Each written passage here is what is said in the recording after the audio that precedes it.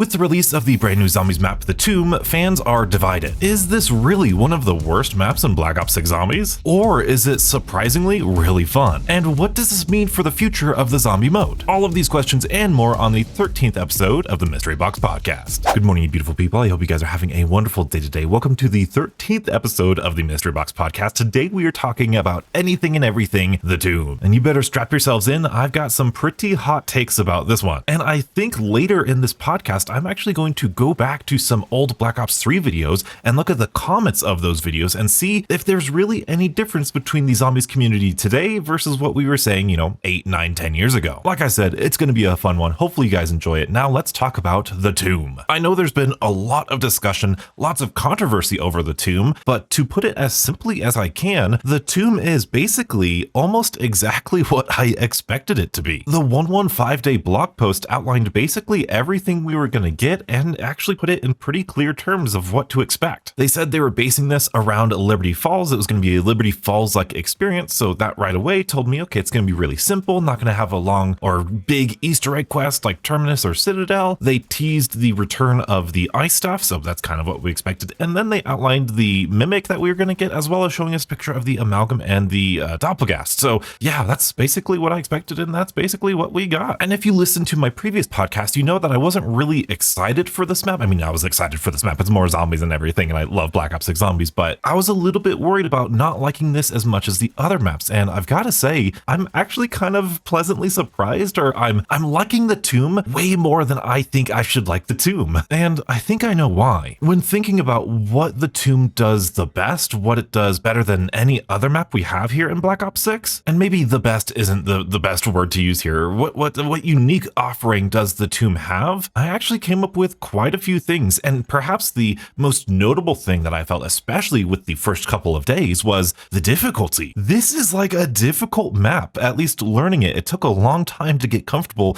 with the ice staff building and upgrading process. It took a long time to get used to the main quest Easter egg, and especially that boss fight, which I'm a big fan of the boss fight. A little sneak peek at some controversy there. I love the boss fight. I love how challenging it is, and a lot of these things feels like hints of OG Zombies kind of seeping back in here. More specifically, I'm going to say that this map heavily punishes you if you do something wrong or you make a mistake. And that is classic Zombies to a T. Classic Zombies, you don't have 14 or 20 hits to down. You've got 3 to 5 and that's it. I'm sorry, 2 to 5.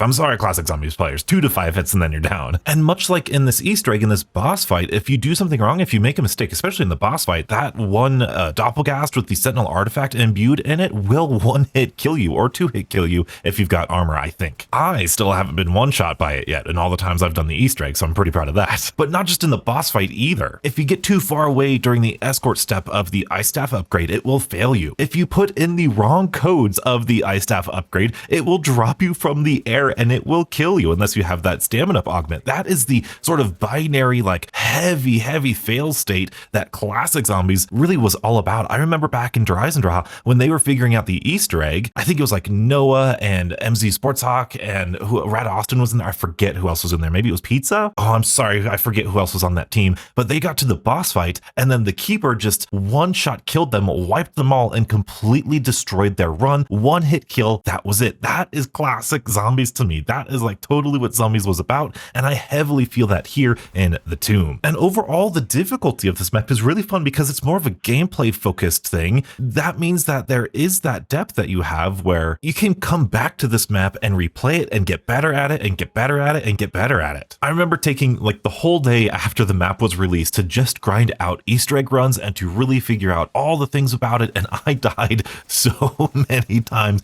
getting the ice staff upgraded. In that boss fight, I would forget about the lasers. I would forget like, oh, every once in a while they're going to spawn in more Doppelgast and spawn in more Amalgams. And the gameplay challenge was so heavy in this map. That is something that I do not believe other maps do in Black Ops 6. Yes, Citadel, you've got the lockdowns and there's quite a bit of gameplay in all the other Easter eggs, but the difficulty, the challenge of we're going to throw a lot at you and you better be able to handle it, that is something that I think The Tomb does really well. Something that I think The Tomb doesn't do so well is, well, unfortunately, the Mimics. And I guess special enemies in general.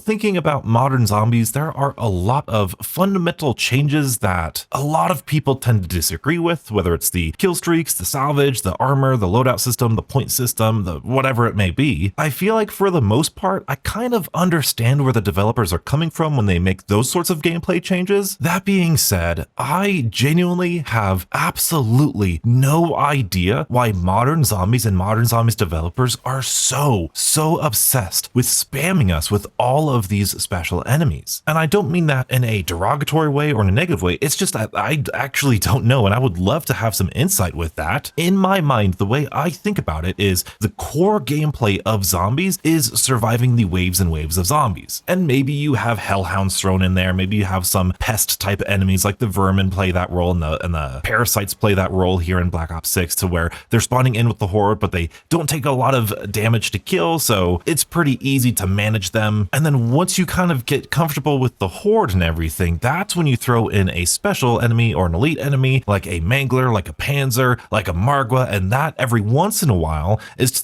there to shake up how the player plays and to make them play in a different way, to demand they adjust their strategy and change the way they are successful. That is how I understand special enemies to be. However, in the Tomb and, well, most modern zombie maps, they just love putting in specials and elite enemies every single round. Special enemies, technically, mimics, manglers, doppelgas, disciples, going all the way back to our precious Black Ops 3, manglers and Gorod Krovi was the main reason I didn't like Gorod Krovi at first, along with the Valkyries. And yes, even going back to one of my favorite maps of all time, Zetsubo no Shima. Those dang Thrashers nearly ruined that map for so many people. And bringing it back here to the Tomb, when I am training, because I love training, I love shooting zombies with my weapon, but as I'm progressing through the rounds, every single round there's at least a doppelgast, and the mimics that actually spawn in as items on the ground, they will constantly be spawning in. I cannot tell you how deflating it is to be training and trying to do high rounds with my gun, and then I finally train mimics and then I kill them, and then almost immediately a brand new mimic is on the ground full health, and I just get so deflated. I get so frustrated, because not only at health cap especially are zombies having such a high amount of health that you need to focus on all the zombies, and the zombies themselves are a threat, but now you've just added in hundreds of thousands of health points in the field of play that it just demoralizes me, and it makes me want to do the mutant injection. It makes me want to do the eye staff thing as opposed to just training. And then you add on top of that, the mimic can grab you as well as the amalgam can grab you. And now with the release of season 2, I hope this is a glitch, but the amalgam, when the amalgam grabs you, these zombies no longer ignore you. Like I said, I hope it's a glitch, but this is almost a guaranteed down unless you get lucky and the amalgam's not near any zombies, or if you have like an ether shroud or something close by that will actually save you from an entire horde of zombies. Like I said, I hope it's a glitch, because it's one of the most unbalanced things about Black Ops 6 in general. All of that being said, I'm sure you can see in the gameplay behind you, I did manage to get to round 55 and a little bit above 55 too, just by using my gun. And to their credit, the mimics and the amalgams don't really disrupt your train all that much. And so before I did this game, I was really frustrated with them because I saw them at all the time, and you can definitely see in the background eventually I get really tired of them. But their saving grace is the fact that you can basically train normally, and you don't really need to worry about them all too much, as opposed to something like the Mangler. The Mangler has definitely dropped in my rankings of my favorite bosses here, because the Mangler walks slow. When you break off his arm cannon, he'll ruin your train. When he shoots his arm cannon, he'll ruin your train. So the Mangler's definitely lost a couple points in terms of my preferred special enemy here in Black Ops 6. I'd much prefer the mimic and the doppelgast over the Mangler at this point. What would be better than all of these special enemies, though, would be a brand new special enemy. I hope that's the case. I hope this is just kind of not a filler map, not a survival map. It's a DLC 2 map, but I just hope that this is not the precedent that gets set with all of the future DLCs. I want new, and I said this last podcast, I want new enemies, I want new areas, I want new wonder weapons, I want new stuff. While I find the mimic and the amalgams and the doppelgasts inoffensive in this map would have been even better if there was a unique special enemy and a unique elite enemy to it. Even if they were a little bit more frustrating, at least we could have said, well, at least they're special to this map. Which, speaking of things special to this map, and speaking of things that I didn't anticipate liking as much as I do, we've got to talk about the ice staff, because it might be my favorite wonder weapon in Black Ops 6. This thing is an absolute monster. Yes, even after post-patch, even after the hand cannon strat was disabled, which I'm glad I didn't make any videos on it because I knew it was going to be patched. I just felt it in my bones. This thing is wonderful. It really is. It's really fun. And specifically the quest to upgrade it is so darn good. I love the way the map has to interact with the wall to reveal the things. I love how you have to know your Roman numerals and then survive a lockdown and to get the pieces. I love how simple it is, but also challenging at the same time. And I love the final lockdown phase because it is just a crank up in intensity and you've got to be ready for it. You've got to just prepare for it, which is something that you really haven't had to do in a lot of modern zombie games until Black Ops 6. So I love it. And I knew this was going to happen. If you listen to my previous podcast, I knew I said I was going to have a dumb, stupid smile on my face, just shooting the corner with the eye staff. And here I am next week, dumb smile on my face, shooting the corner with the eye staff and having a blast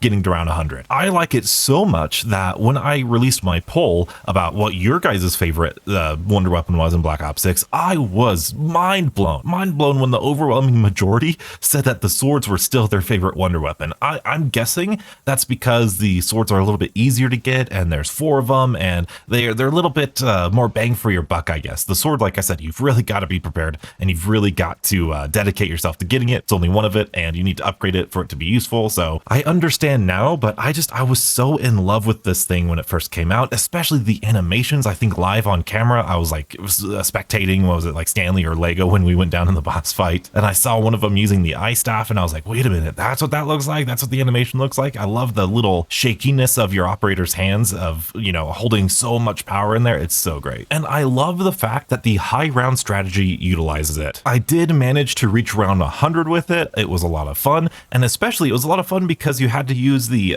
energy mine, which is something that not a lot of people use, but I love that you can use the energy mine with this eye staff. I just love that it's not the mutant injection. I love how it's unique to this map and its unique experience. But that leads me to something a little bit more confusing, which would be, why is the ice staff here and just the ice staff? Now, I know a lot of people say, you know, why not make all 4 staffs, which I don't think is the right question. I think the right question is, why make the staff at all? I am very much not in tune with the story. I really haven't ever been. I really tried at the end of Modern Warfare Zombies to research all that I could about the story, but I'm not a big narrative guy, at least and when it comes to zombies. It all feels really not silly, but, well, actually, I think the tomb is probably the best example of why I don't hold too much weight with the story, because it feels as though the gameplay always comes first. It feels like the story is always the secondary concern. It's never the primary stuff. It's never the main driving factor. And even back in the Jason Blundell days, you might think, oh my goodness, well, Shadows of Evil and Zetsubo no Shima had great stories and Mob of the Dead had great stories. And Mob of the Dead might be the best example of a story like first and then gameplay second. So that might be the best example. But most of the time, the story felt like it was trying to force itself to make sense in a game that was just trying to be fun. Why is the eye staff back? Because it's fun and we need to come up with a reason why it would kind of make sense. So, hey, it's the dark ether. Everything got thrown in there at the end of Black Ops 4. These guys found it. There you go. End of story. I don't know why the jet gun is on Liberty Falls. I have no idea, because to me, the jet gun, like, isn't that just because we blew up the Earth from Moon and it was just like they had to scavenge all they could? That's, you know, Black Ops 2 is where we started the buildable system where you could scavenge the world for different parts and build this thing. And this is like the wonder weapon that you had to build from the jet liner or the jet engine of this thing and find all these different parts. Why in Liberty Falls, where they have a perfectly functional society, that they would need to use a jet engine for this thing? I don't know. It doesn't make much sense. Same thing.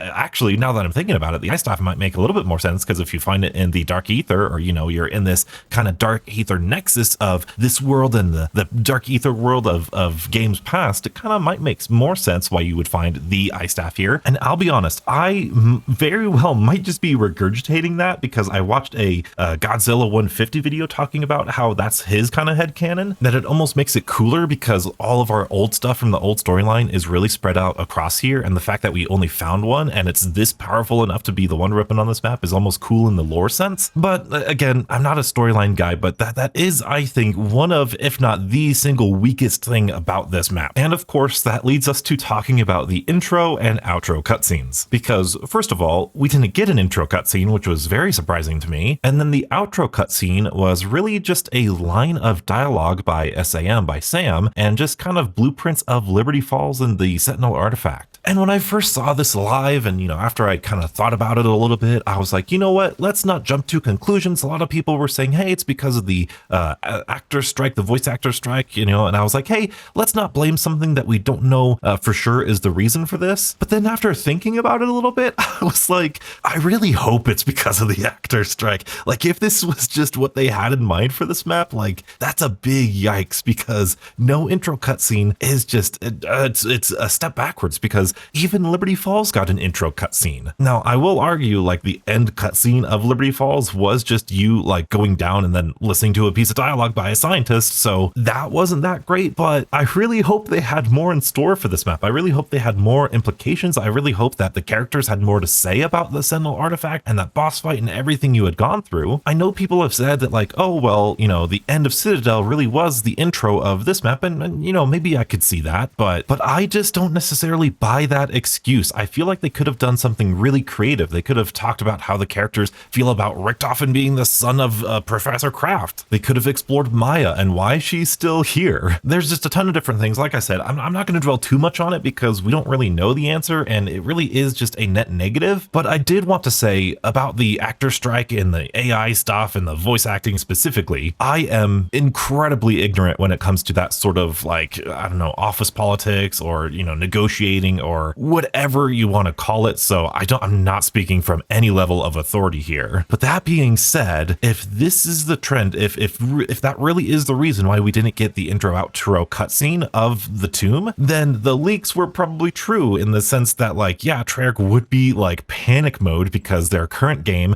the game that they spent so long on, the game that needs to be successful, just lost their, like, main cast of characters. Like, that's a huge deal. And all of that being said, no matter what's really going on, because I don't know what I don't know and we don't know what we don't know, it sounds like really a simple solution to me. Just, like, come up with a contract that both of you are happy with and, like, let's all get along now, huh? But that's not how the world works, donuts, no matter how much you want it to. But the way I see it now is that every single person involved is losing in this situation. We're obviously losing out on content because we're getting a worse product without these voice lines by these actors. I was so enthralled with these actors. We'll get to it. We're losing because we're losing quality. The developers are losing because they're not able to fulfill their vision, and the writers aren't able to fulfill their vision for what this game is supposed to be. The voice actors are losing because they're not able to participate and, give their own creative efforts to these characters. And yes, even Activision is losing because players are now losing even more trust. And I don't know what the exact solution is. Like I said, I'm not in the space. I have no idea about any sort of that stuff. I'm not any sort of authority figure. All I know is that there needs to be some resolution. We can get the actors back, we can get the writing back, we can get the product back the way it should be and it deserves to be. And I really hope that if they do sort this out and they are able to bring back these actors and fulfill the storyline, I hope they retroactively give us an intro cutscene or restore the old outro cutscene if there even was one in the beginning. Because like I said, we don't know. This could be all they planned and they're like, what are you guys talking about? This whole, like, actor strike, So that's what I'll say about that. On to a lighter note, we have to talk about, at least for a little bit, how stinking breathtaking this map really is. When Citadel teased the dig site for the next map and we saw the picture of the dig site and it was like the part of the Warzone map with the actual dig site up top, and then we saw the picture where it was like a desert outside, I was kind of underwhelmed. I was like, oh, a sandy desert map? Okay, I'm not a big fan of the heat or desert, so I was like, I'm not all that looking forward to this map. But then we got that blog post and we saw what this map actually looked like. Oh wow, I was blown away. Yes, obviously the Dark Ether is beautiful despite the, like, static skybox that people are upset with. I think it's absolutely gorgeous. Specifically the actual ground or foundation or whatever material it is that we're walking on. I love that it's not just like D Machina or Modern Warfare Zombies where it's like the same play space that we're used to playing, but with a purple skybox and dark etherified. It feels like a strange alien planet with these weird mushrooms that have these larva parasite things in it, and then you've got this magical mystical mushroom. It's a different dark ether than we got in Vanguard. It's a different dark ether than what we got in D Machina. It's a different dark ether than we got in Modern Warfare Zombies, and I love it because of that. But even going outside of the dark ether, I knew I would love this dark ether ever since I saw a picture of it, but the actual caves themselves, this is something that we haven't seen in Zombies in so long. There are other maps that do atmosphere really well, like Shadows of Evil and Mob of the Dead and Zetsubou, but this map does something that not a whole lot of other maps do except for maybe the Chaos maps, and that is this feeling of, like, I mean, it's kind of spectacle, but it really is a sense of, like, I kind of want want to visit this place. I want to be there. Like you want to visit Alcatraz because it's Mob of the Dead. You don't actually want to go there because, you know, it's all bloody and horror-ish and everything. But this place, it's like, wow, that would be a cool place to travel to see this huge cave with these ancient markings and stuff. It's just so cool. I love how natural everything feels. I love how the flow of the map is. It very much plays like a Revelations or a Dead of the Night. It flows really good, like a really good small map. I'm a huge fan of how this map plays. And of course, we have to give credit where credit is due. This is easily a top 2 Pack-a-Punch camo in Black Ops 6. This puts Citadel and Liberty Falls' Pack-a-Punch camo to shame. But I suppose it's time to talk about the main quest and specifically the boss fight first. We're gonna go a little backwards here. I've heard this thing that, I don't know, it's kind of weird. I've heard in my comment section a lot that people are upset because we're fighting a mirror or a piece of furniture, which to me, like, okay, this is a genuine question. Is a mirror really a piece of furniture? I don't think, I wouldn't consider a mirror a piece of furniture. A piece of furniture is like a table or a chair or like a futon or something. Like a mirror is like a fixture, you know? Second of all, it's not a mirror, right? Like maybe like Stanley, if you're watching, help me out here, like a lore guy, like this isn't a mirror, right? Like the thing from Shinonuma Reborn and Vanguard, like that was a mirror. This is like literally the Sentinel artifact, like from Black Ops 4. Like there's not a like reflective surface in there, is there? Like I'm pretty sure it's not a mirror. Maybe I'm overthinking this a little bit too much. Personally, going back to the boss fight, I was really, really happy that this wasn't just like Liberty Falls,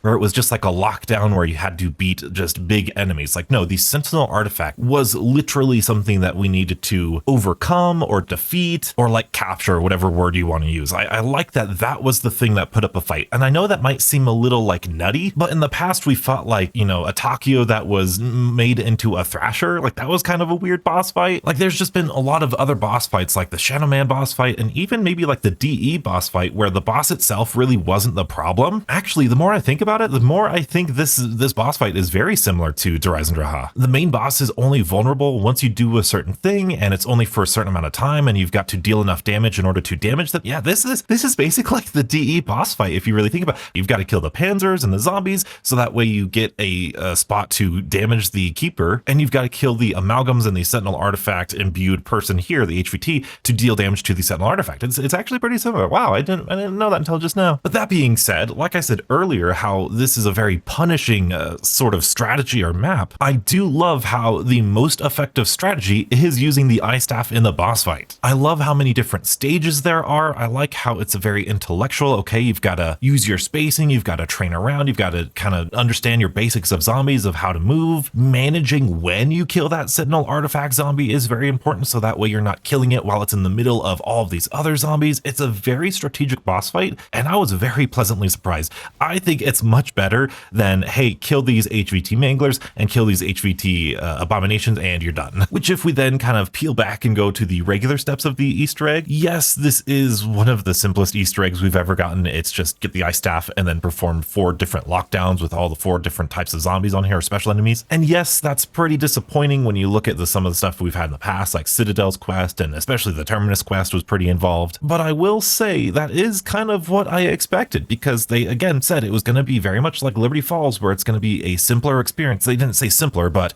they said an experience like Liberty Falls, and the Liberty Falls Easter egg is pretty simple. And so that's exactly what I expected here, and that's exactly what it is. Like it or not, that's exactly what I expected. And of course, I would rather have a Terminus Easter egg or a Citadel Easter egg, but you know what? Every once in a while, I'm okay with one of these Easter eggs. It was really fun to run it back over and over. When I died in the boss fight, I was immediately like, I know what I did wrong and I want to do it again. And that is the mark of a truly good zombie experience. When you die and you know it's your own fault and you want to go right back in and try again. And that is just what this map offers so well. And thinking about it, these 4 little rituals with the vermin parasite and like amalgam and doppelgast, that might be the reason why they don't have a new boss zombie in there, because they wanted 4 of them. I don't know. That's actually a pretty lame excuse. No, I don't think that's it. And I know that's probably not the most popular opinion about this map and about the difficulty and everything. I've seen a lot of people say, oh my goodness, this is a really difficult map. The one-shotting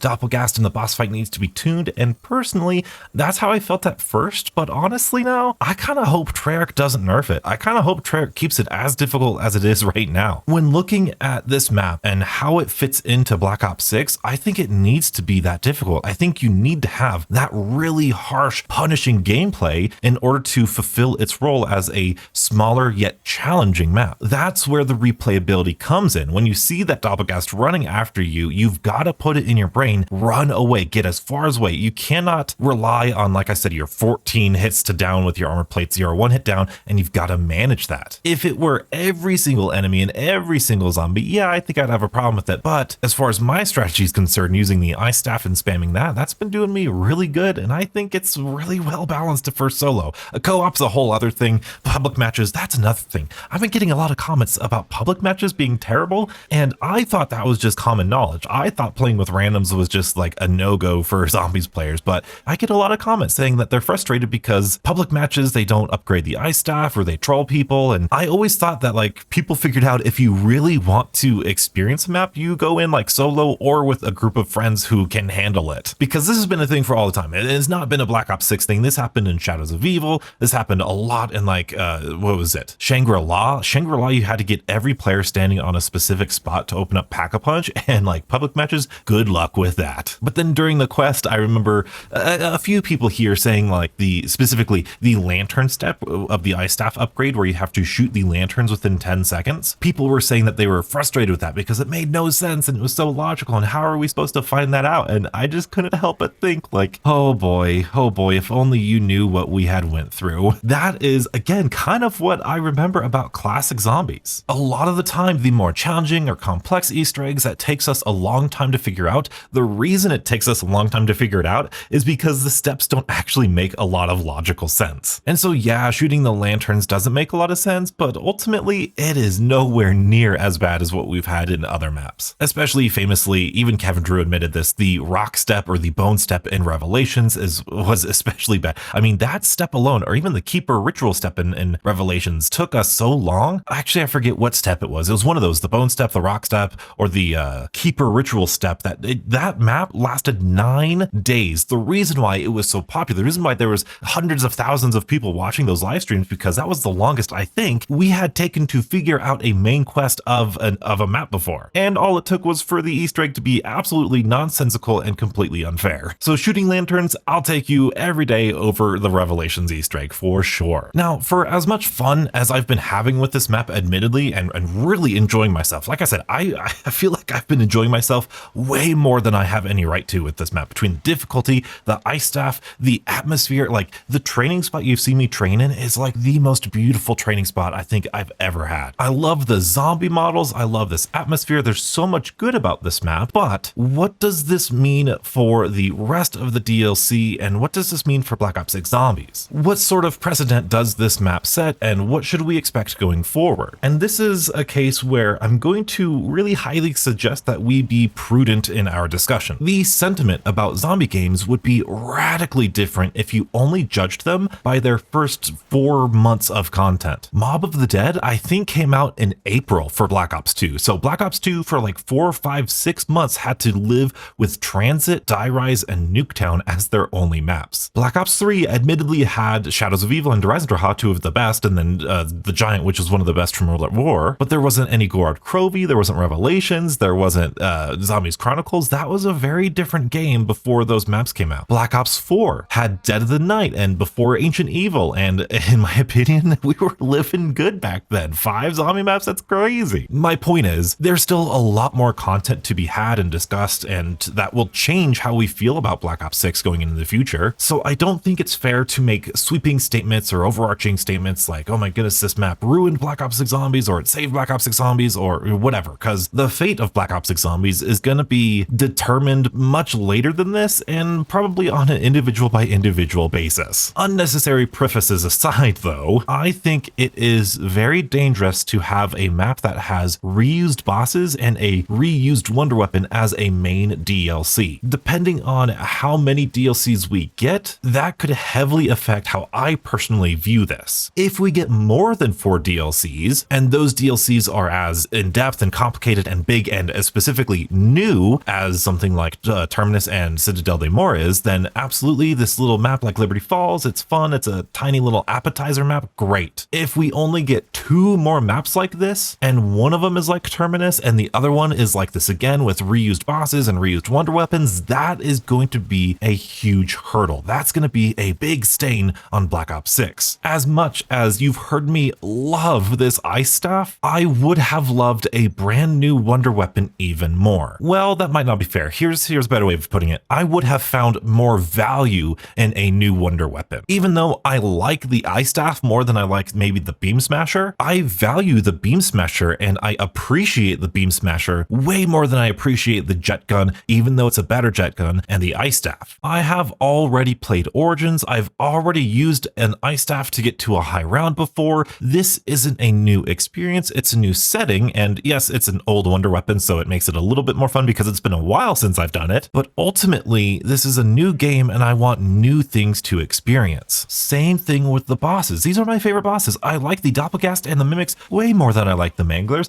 And I like I used to like the Amalgams more than I like the Abominations, because the Amalgams, when they grabbed you, it was completely fair. Now it's completely unfair. So I don't know. I'm kind of not happy with either of them right now. But my point is, I like all of these boss zombies, but I just don't like how they're the same boss zombies that we've been fighting for the past 4 months. I've said it before. I'll probably say it again. The best maps in Black Ops 4 were the Chaos maps because they had new bosses, new wonder weapons, and new ideas, new locations. And the weaker maps of Black Ops 4 were the Ether storyline maps, Blood of the Dead, Classified, Alpha, Mega, because there wasn't any new wonder weapon. They were alternate versions of other wonder weapons. There weren't any new enemies. There were alternate versions of old enemies. It was all just rehashed stuff that really didn't bring in a new flavor. And I don't want to see Treyarch repeat the same mistake, in my eyes, mistake that they did back in 2018. Now, I had a lot of positive reaction to my previous podcast talking about how the reason we might not be getting map-specific mechanics returning in all these different maps is because they want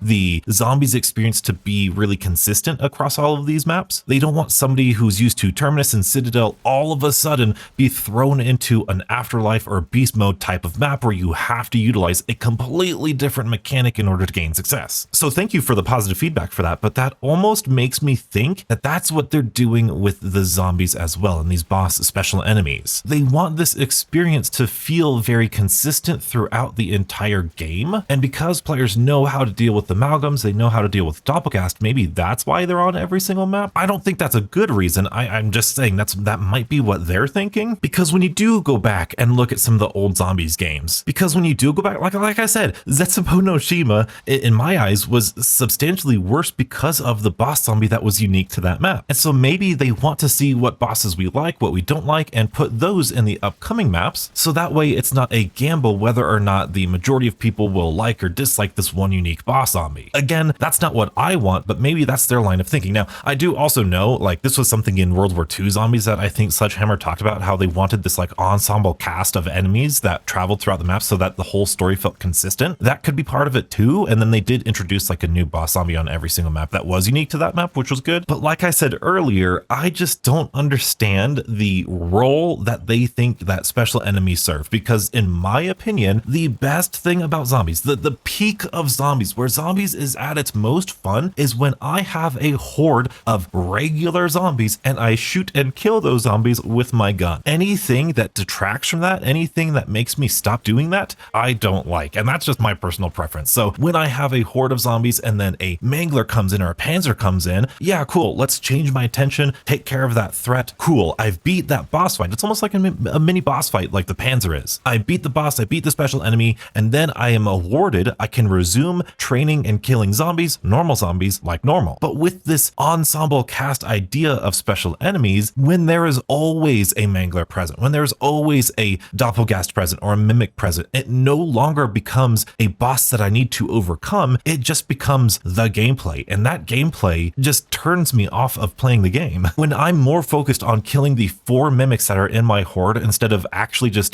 shooting zombies, which I want to do, that's when I start using mutant injections. That's when I start using kill streaks and ice staffs, and ultimately that's when I exfil. And again, I might be making a podcast about my thoughts on high rounds because, man, there's so many things to high rounds, but I will say, I think Treyarch severely underestimates the real threat and how challenging a horde of 50 super sprinting armored zombies that deal so much damage to you actually is. I would love to have a map where it's just zombies, maybe a Doppelgast or a Mangler every once in a while, but very few and far between, and then maybe an Amalgam or a Abomination every once in a while, every 5 rounds or so. But for the most part, I would love to just fight zombies zombies for once. And I know that's a donuts you're too, that would be too easy. Donuts you're a scrub, get good and, manage all the systems here. The game's already so easy. Why would you want to make it easier? I know, but it's not a difficulty thing for me. Like I can handle these things. I've gotten around 100 and done the things and I've done the strats and all. It's just not the strats that I want. It's not the strats that I find the most fun. So what does the tomb mean for the future of Black Ops 6? Does this ruin Black Ops 6? Is this the worst map ever? Honestly, no. Personally, this is like a better Liberty Falls for me. I like the Wonder Weapon more than Liberty Falls. I like the map layout more than Liberty Falls. I like the atmosphere more than Liberty Falls. And I like the Easter egg more than Liberty Falls. This is like a really good, simple map. And I know people are saying that it's pretty controversial right now, that a lot of people hate it, but I've noticed, at least in the YouTube videos that I watch and some of the posts that I see, I feel like a majority of people actually genuinely like playing this map. Even though we all kind of agree, like, yeah, the reused bosses aren't great and the eye staff, though fun, it's sad to see that it's a reused Wonder Weapon, but most people that I see are like, this is actually a really fun map and it's really fun, it's really replayable. I think the majority of overall people will like this map. In fact, like a couple days after the map was released and, the controversy of whatever this map had kind of was at its peak, I guess, I went on the COD Zombies subreddit and like every single post was actually positive, saying that it's underrated and they're having a ton of fun. And I was like,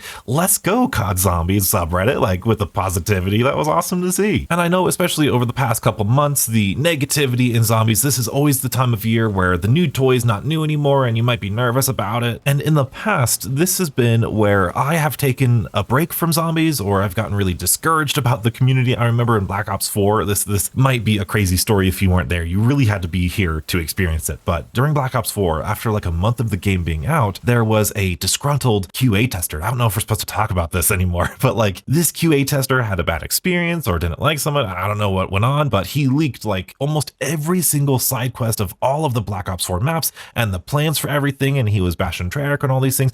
And that took the community by storm. The negativity that was in the zombies community back then, like nothing today or this year or even Modern Warfare Z's, the negative about Modern Warfare Zombies couldn't compare to the negativity that moment in time for Black Ops 4 was for zombies. It was at the height of the unprofessional hatred of Treyarch, and especially coming after the high of Black Ops 3 and Zombies Chronicles, to have this thing and to have Black Ops 4 crash all the time with the blue screens and the radically different systems in it, people felt betrayed, and it was just such a negative place to be in. And the reason I bring this up is not to respark any of those emotions, but to kind of tell you that I took that negativity way too personally. Not in the sense that like I was like defending Treyarch or anything, but like I let it get to me and I let it discourage me way more than it should have. I loved Black Ops 4 since launch. I still love Black Ops 4. I personally never blue screen. I could count on one hand the amount of times I blue screened in Black Ops 4. I've crashed more in Black Ops 6 Zombies in the past week than I ever have in Black Ops 4 over the past like 8 years, which I should mention is not a Black Ops 6 issue. I think, I mean, it kind of is, but I updated my Windows and it's a terrible version of Windows. Don't update Windows if you're on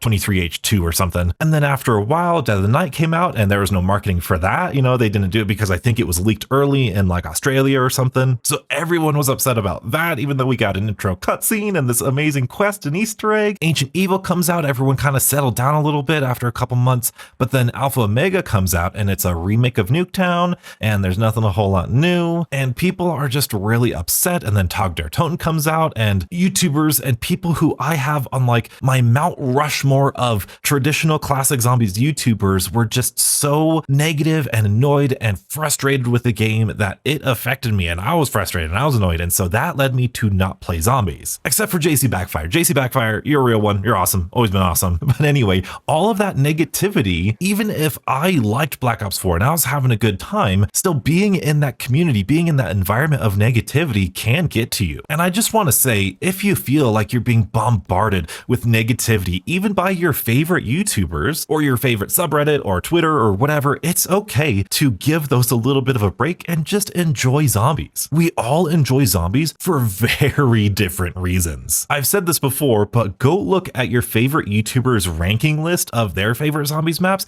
and I bet you it's radically different than your favorite zombies maps. And then the next YouTuber is going to be very different. This YouTuber is going to be very different. I'm going to be very different. I'm going to have some crazy things. I love Dead of the Night. I have origins a lot lower than other people. I'm a weird guy when it comes to zombies, and that's okay because we all like the mode for different reasons, and we all have different things that we value. And if you're listening to these complaints of modern zombies, and modern zombies will never be what it was, and you hear these complaints about, oh, these maps don't have the depth that the old maps had. Oh my goodness, these maps can never compare to some of the old maps that we've had. I kind of want to reassure you that it's all really just a matter of perspective. And I thought, what better way to do that than to actually go back in time to some old Black Ops 3 videos that I completely cherry picked and look at their comment section. The reason I chose Black Ops 3 is because, at least right now, that's kind of the game that I think everybody points to as being like the best example of classic zombies, the zombies that we want back in modern zombies, and the thing that we will never go back to because it was so good and all that stuff. And I want to be clear, I love Black Ops 3. It's definitely one of my top 2 or top 3 favorite zombies games of all time. It's seriously classic zombies with the perfected formula. They did so much good in Black Ops 3 Zombies, which is why we got Zombies Chronicles and Mock Tools, and that's a whole other like podcast, believe me. Now, I don't want you to go to these videos and attack these content creators or attack these commenters about their opinions. I want to do this as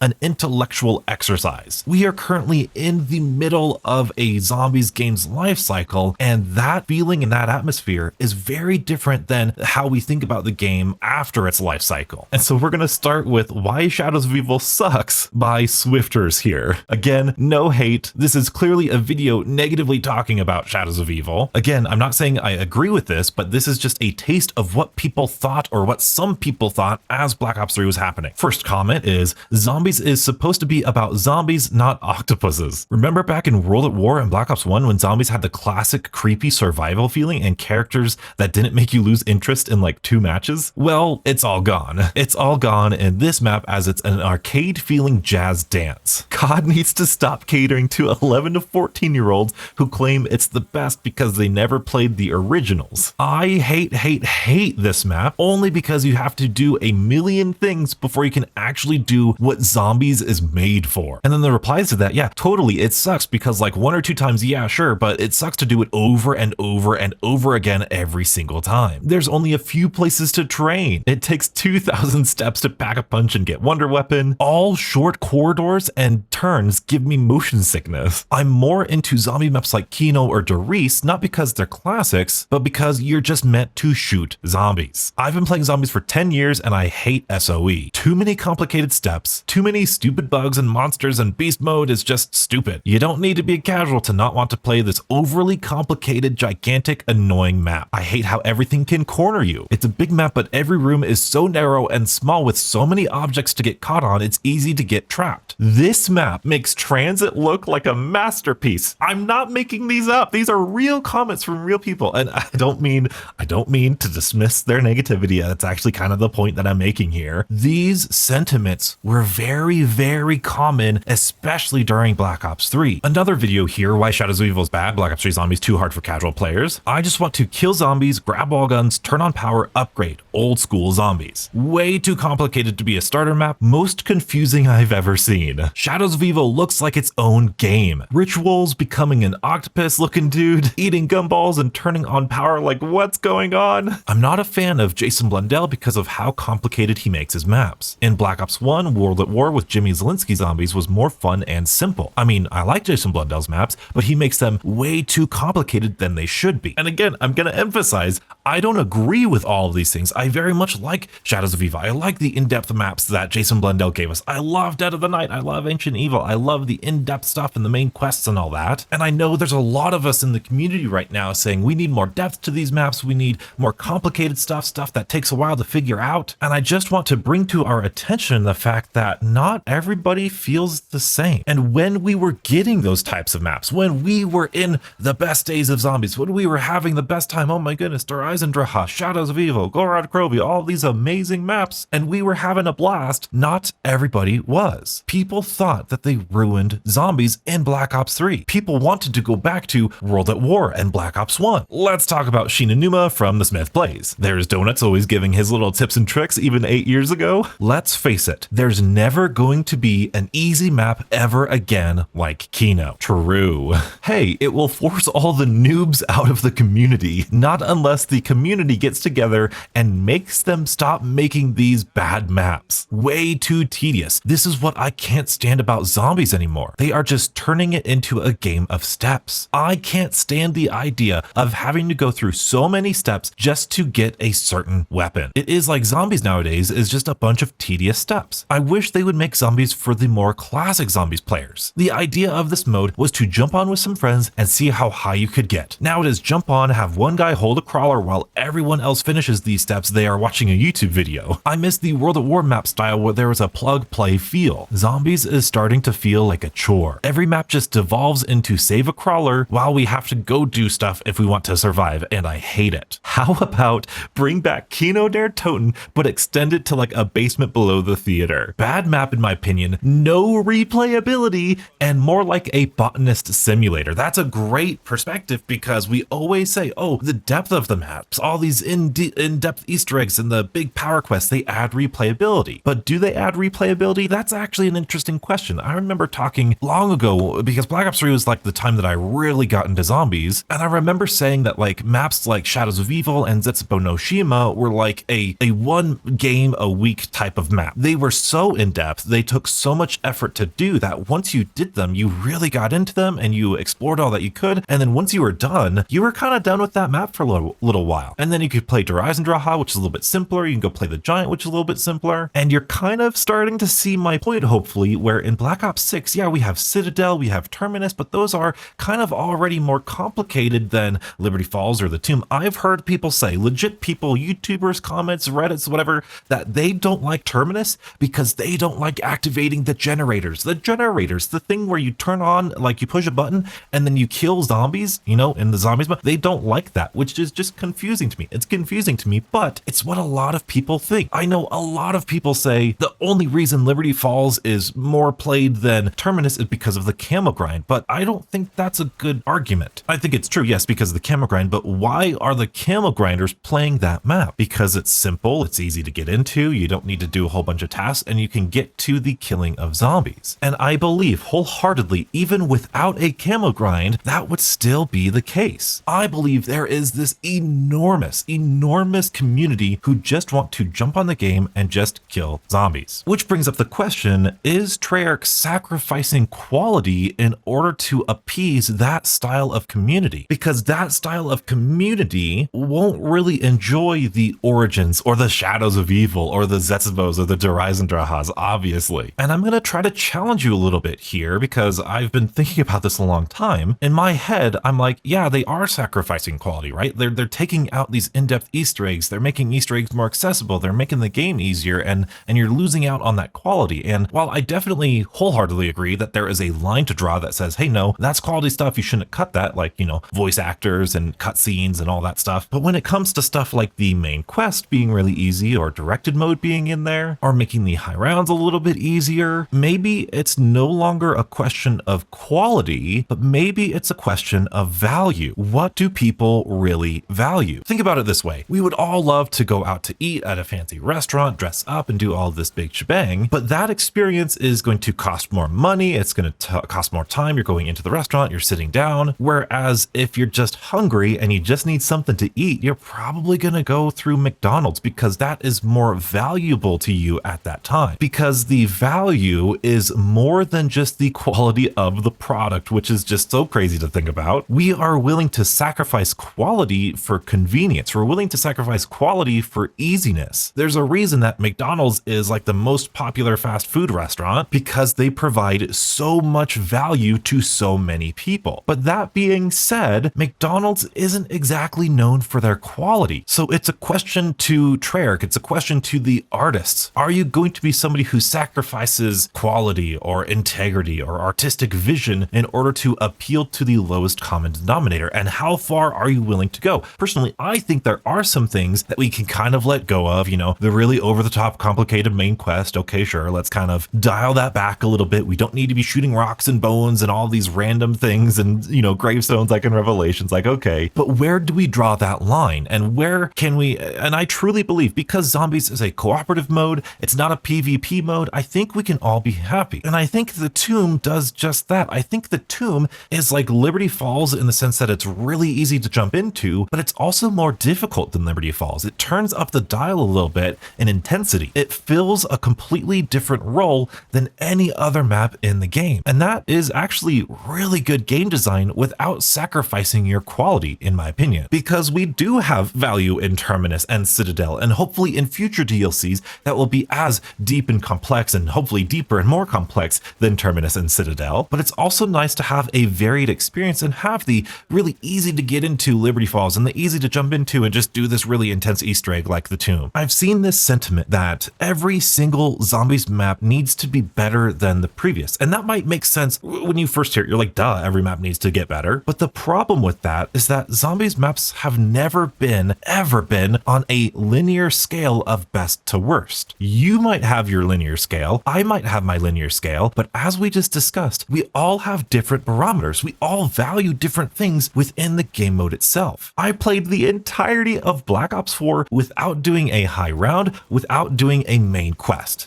Clearly, the things that I value in Zombies is different than things that you value in Zombies. Therefore, it's impossible for Treyarch to come up with a set of maps that are better than the previous, because even if they do that for you, even if they do that for me, if they did it for me and okay, we're going to start with Liberty Falls because that's my, least liked map of Black Ops 6, and then we'll go to the tomb because it's the next simple map. I like it, but it's more difficult. So, okay, then there's the tomb, and then we'll go with Terminus because that's my next favorite map, and then we'll go Citadel de Mor, which is my favorite map of all time. Even if I picked that, and that was my set thing of, hey, that's the maps going from better to best, that list is going to be different for someone else. So it's literally impossible for them to make maps better than the previous because all maps can be liked for very different reasons. All maps need to have different purposes. Zetsubo no Shima needs to be Zetsubo no Shima because the more you try to make it like Der Eisendrache, it ceases to be Zetsubo no Shima. I think about Zombies way more than is healthy. The maps in Black Ops 6 feel like they serve different purposes, and that is not something we've had for such a long time, and I am so happy about that. I have one more video. It's by The Smith Plays. I watch The Smith Plays a lot, so I have a lot of these memories from him for Black Ops 3. And this one, he's talking about the best zombie games. So they're comparing World at War, Black Ops 1, Black Ops 2, and Black Ops 3. This is, I believe, after Revelations has come out, and they're talking about the best zombie game. First comment, Expert Fusion, shout out Expert Fusion. He says his favorite zombies game is Black Ops 2 is probably the best zombie game because it features the most stuff to do. It has more game modes, unlike any other game. Grief turned custom games. This was before Black Ops 4, remember? Most maps out of any game, including the separate transit maps. It doesn't have all amazing maps, but it does have Mob Dead buried in Origins. Black Ops 1, nothing can beat it. Number 1, Black Ops 1, World at War, Black Ops 2, Black Ops 3. Oh, I guess Infinite Warfare was out at the time too, but this guy put World at War,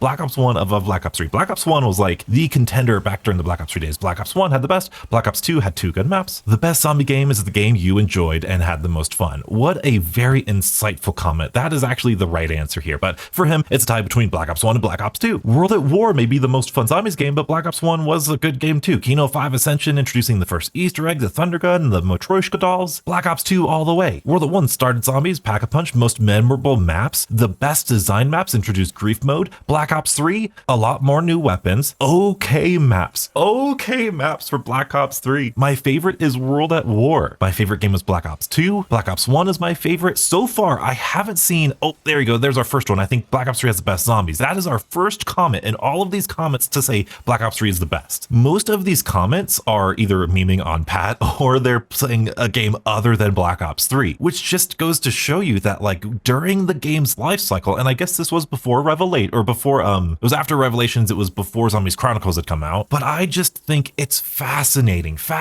the social thing. Like when the new game is out, every single person is playing the new game, whether they love it, they hate it, everyone's there, everyone's voicing their opinion. But as soon as like a couple years go by, the people who liked the game will continue playing the game and then continue to talk about how much they enjoy playing the game. And so if you feel like you're a crazy person for liking the tomb, or if you feel like you're insane for liking modern zombies, or if you feel sad because you miss previous zombies like Black Ops 3 and Black Ops 2 and older zombies, none of you are in the wrong. Everybody has a valid opinion. Like I said, everybody likes different things about zombies. But I actually think it's really encouraging to go back and seeing those older videos, specifically on Black Ops 3, and seeing how different everybody's answers were. And if you put on your game designer hats for a little bit, when you look at the era of Jason Blundell, and especially with those first 2 or 3 videos that I showed you talking about how people were thinking, oh, classic zombies isn't coming back in Black Ops 3, like, oh man, they should go back to World at War, and how they do simpler maps. And of course, Treyarch has all the stats of how long zombie players play, you know, how many people are playing zombies, how many people are completing Easter eggs. They have all the stats and all the graphs. And and they could see what works. And when it comes to Cold War and Black Ops 4 and Black Ops 6, I think they're actually doing a pretty good job of trying to please both of us. Yes, the power and pack-a-punch quests are sorely missing. I do wish they were more involved. I wish we could just toggle off the tutorial like tab in the menus and turn off the orange things when we get in there.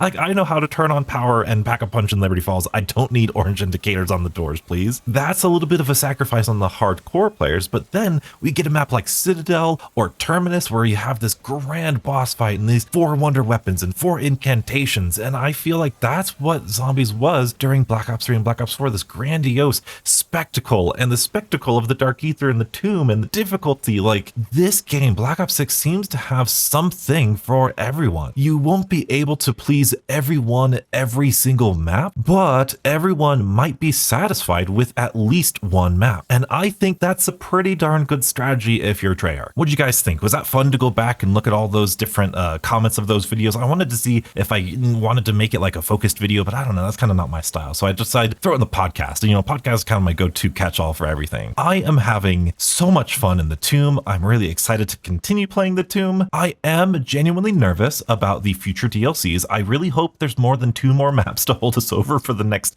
9 months, because that would be torture if it was just 2 maps from now on. And I hope we do go back to a more fully realized and a little bit more in-depth map in the next one. I feel like that would be the smart move. I feel like Treyarch's been doing a lot of stuff right in Black Ops 6. 2 maps in 2 months, it's awesome. Death Perception, a little bit weird, didn't get to talk about it. I actually made a video about it, really doing really well. You guys like the testing stuff. I'm going to continue testing all the perks and augments. I'm going to get going on, I don't know, Jug, ammo mods, or something like that. For my next video, I got to do Modified Chaos too. I bought some Gobblegums, I'll have to do that. But overall, I'm still really happy with Black Ops 6 Zombies. I am still having a blast. I feel like I genuinely haven't been able to catch my breath from all the content they've been pumping out. And I didn't even talk about Golden Armor. Golden Armor is so good. It's one of the reasons why I was able to train in these high rounds. I really I just need to make the podcast about high rounds, because Golden Armor was perfect for this high round, and I really hope it comes to all the different maps. I know it's nice to have a unique thing, but Golden Armor, I think, might be the wave of the future for the future of high rounds. But if you made it this far into the podcast and you enjoyed yourself, perhaps you're interested in the previous episode of my podcast, which I talked about my expectations for the Tomb, and you could see how right or wrong I was. Lots of time travel this podcast, but if you are interested in that podcast, be sure to check it out right here, and as always, stay beautiful.